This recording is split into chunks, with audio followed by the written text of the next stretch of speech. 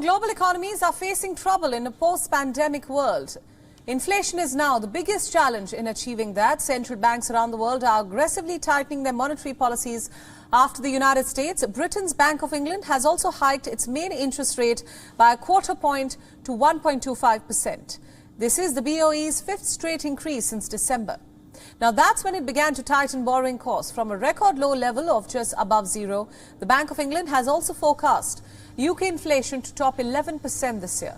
Just yesterday, the US Federal Reserve aggressively hiked its key interest rate by 75 basis points. It's their biggest rate hike since 1994.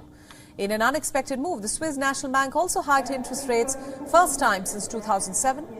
Interest rates have been raised for the first time in 15 years by 50 basis points.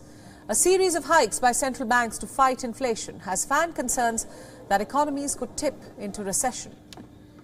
When the US Federal Reserve raised the interest rate, investors had quickly raised their expectations. And the stock markets witnessed a rally, but a swing in expectations due to grim growth has now triggered a violent sell-off across world markets. World stocks plummeted and government bonds hovered near multi-year highs, and the Dow Jones Industrial Average dropped 2.5%.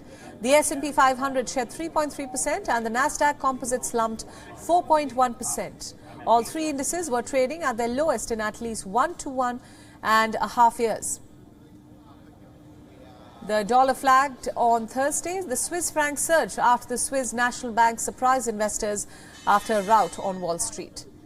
Asian markets are opening with losses. Hong Kong shares opened with fresh losses. Tokyo stocks also opened sharply lower today.